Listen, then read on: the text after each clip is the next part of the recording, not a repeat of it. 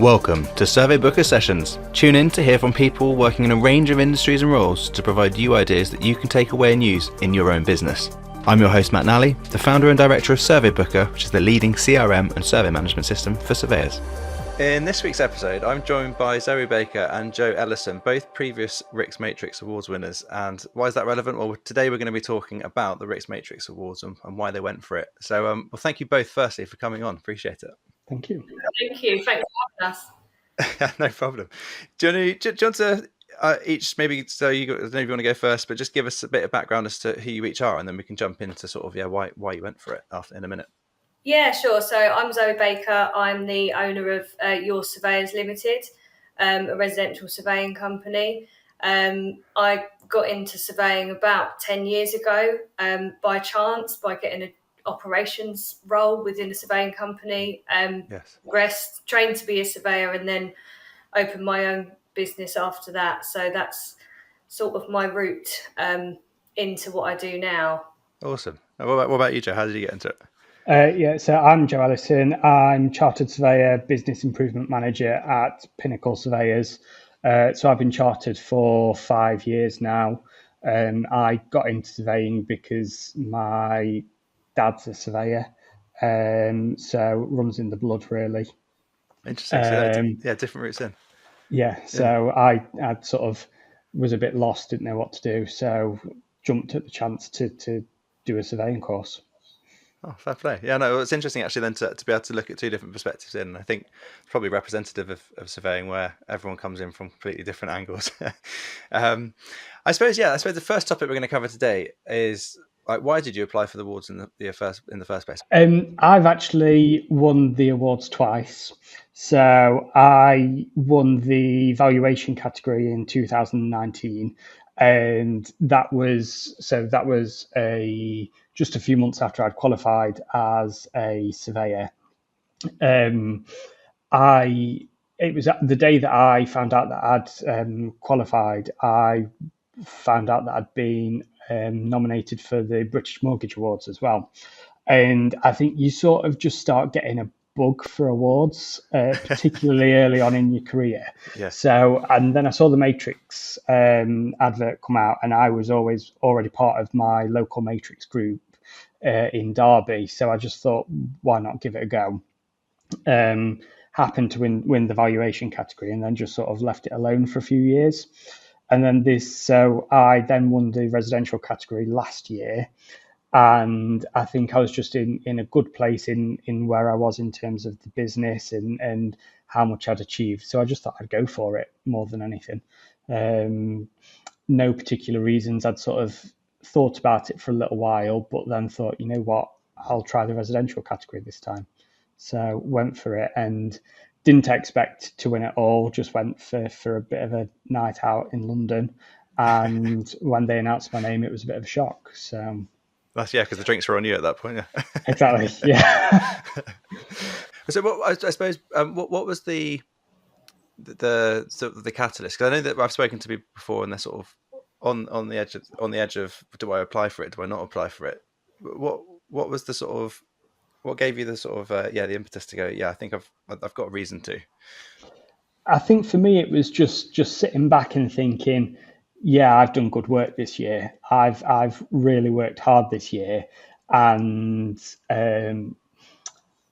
not going into it thinking that I could win, but going into it thinking I want to prove myself, and I want to show other people what I've done. Because something from the outset that I think is that doing the application process is a great reflective piece.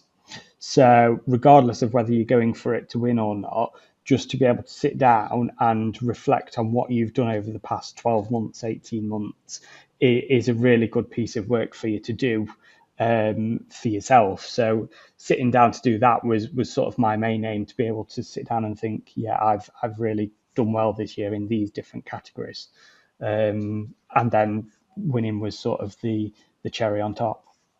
Nice. Yeah, it's a good idea actually, because it's easy to time sadly moves very quickly now, and it's hard to sometimes remember what you've done because you get caught up in the day to day.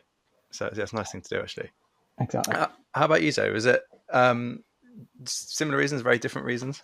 I can completely relate to Joe when he says that you forget what you've done, because I remember writing my submission, and then I was going through and then I was thinking, oh yeah, and that, oh yeah, and that, because life just goes so quickly. And I had quite a turbulent couple of years before I applied for the award. I'd set up the business. It was early years of the business. And then before that, I had a bit of, turbulence going on in my career generally. So to sit down and reflect was, it was quite enlightening actually. And I thought, oh God, I've actually, done quite a lot in such a short space of time. But like you say, you don't know until you actually sit down. And I think it sort of taught me to do that now and again. And I do that, even though, I'm not going for, awards or whatever. I would still sit down and go, because self-recognition is great. It's a great driver when it comes to motivation.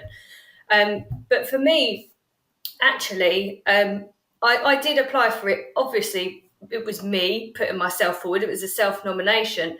However, I'd experienced some, everybody knows I'm quite vocal about my experiences in this industry. And I've experienced women not being represented within the surveying profession.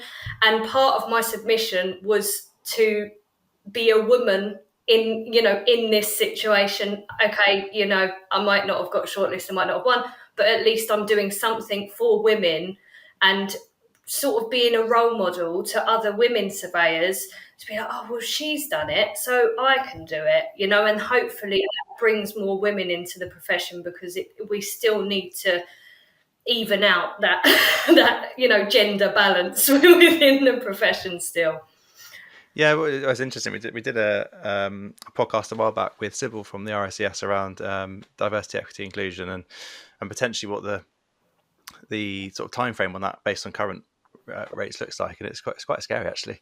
But in terms of how long it might take to do that. But it's a very good point actually. Sometimes you can forget what people think when they see someone they relate to. And also, I have been an employee as a woman in this profession, and I wasn't achieving what I wanted to achieve because it wasn't the environment that would have allowed me to do that.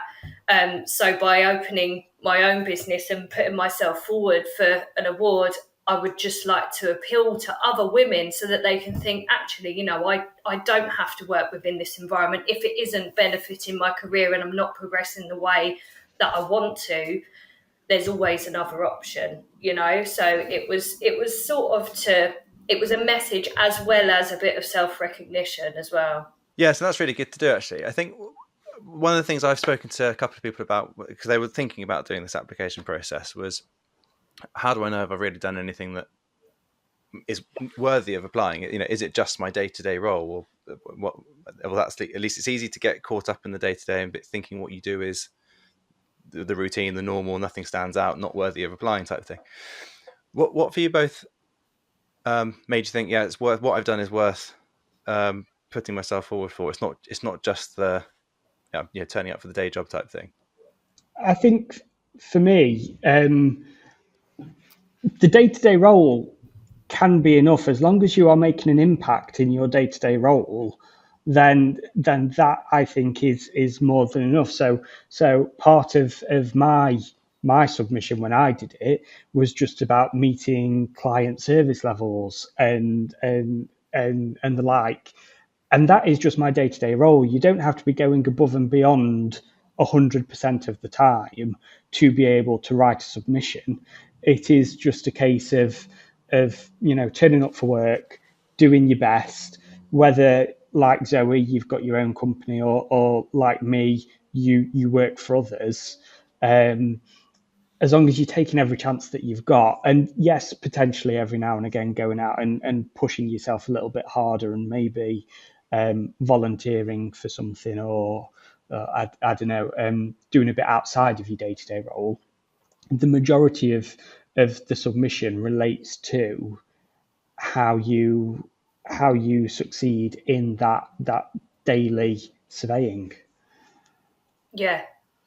And I think as well, it's all about delivering how consistent you are in that role, because it can be up and down and turbulent, but if you can remain consistent, we all have a job to do, but if you do it well and you apply yourself, like Joe said, that's pretty much the foundation of what you need for this type of award, really. That's your bread and butter, and then anything else is just, extra. Yeah, definitely. I suppose we live in a world where potentially with social media, it's easy to focus on like all these amazing things that are going on all the time, and therefore, if you're going to apply for something like this, it has to be everything super extraordinary every day, and otherwise, actually, not for me. And you're right, actually, being consistent every single day is possibly much harder than the once or twice doing something particularly spectacular, and that's quite a thing to sort of push people for. Or sort of motivates others as well. Sorry, is what I'm trying to say. Yeah, you've got to get the foundations right, and then you can start building on that. So once you've got your day-to-day role consistent and really well run, then you start adding in your additional elements. Because what you don't want to do is overwork yourself. You start saying yes to everything, and then your day-to-day role suffers and your performance suffers because you've stretched yourself too far. Yeah, very easy to do. You get excited and want to please, and before you know it, actually nothing's been done very well at all. Yes. I suppose in order to be in a position where you can apply for the award, and you feel like you're at that point of being consistent with everything, what were the I suppose steps you took to get yourself into a position where you were doing your job well, you were consistent with things, you were supporting the right, customers in the right way, or other team members, whatever it might be. Was there something in particular about your, lead up in the 2, 3, 4 years before that with your training or whatever it might be that you felt put you in that position to be consistent? Yeah, I think, well, my award was 2022. So it was 2 years after I'd started Your Surveyors and finished my qualification. And, I'd gone through various market activity and grown the business slightly, to a good level. And I just got to that stage where it was sort of like every day was turning over nicely and it was a nice pace. And I thought, well, this is great. So I think, and it's sort of gone long enough for me to realise that it had been successful. The setup had been successful, because you can sort of tell that in the first year, to be honest, whether you put the right things in place to make it work. And you've also learned a lot over those first 2 years as well. And that's like any role, even if you're an employee, the most you learn is in the early years of that. So I think it got to that point for me, and I was like, I know where I am. I know where I want to go with this, because you're working it out at the beginning. Your mind's going crazy, and you're thinking, where do I actually want to go with this? I could go here, I could go there. Yeah. But it got to the stage where I was like, I know where I want to go. So, once you've sort of settled and you can understand and see your path, I think that's the time, really. Definitely. Would you say similar for yourself, Joe, or different experiences in that lead up? Yeah, I think for me, so thinking about winning last year, I'd had a couple of years post qualification where I'd, like we say, just done the day to day and really built up my skill set. And then I'd been doing an MBA degree for the previous couple of years as well. And that really sort of boosted my confidence in myself, if anything else, and allowed me to make decisions within the business. And then, very much like Zoe said, I got to the point where you can see your successes and you can see where you are making a difference to yourself and the business as a whole. And that's the point where you start thinking, yeah, I'm ready to, I've got the confidence and I'm ready to go and try this. Awesome. I suppose before we move on to topic 2, sort of life after the award, are there any things you'd say to anyone thinking about applying? Some people look down on awards and award winners, but I think particularly for the Matrix Awards, because it is specifically for people in their first 10 years of being a surveyor, just go out there and do it. Basically, just go out there and give it a go, and you never know what will happen. As well, what we touched on earlier about comparison, don't compare yourself to anybody. You know, comparison is the thief of joy. It's one of my favourite sayings I tell myself every day. Because, you know, you are your own person, and I think self-development is key. Building your self-confidence so that you get to the stage where you know your own mind, you know your own abilities, you know how to put that out to a wider audience, and you know how to project yourself. You know, go for it. You know, self-doubt, we all have it. We all have imposter syndrome. We all think we're not good enough now and again. You know, even very confident people think it, you know. So it's ignore all the negative self-talk and just go for it. Definitely, I think if you haven't got those thoughts, you're potentially not pushing yourself. So yeah, if you definitely, it's worth going for and seeing where it takes you. But yeah, interesting first part. But join us for topic 2, where we're going to look at life after the award.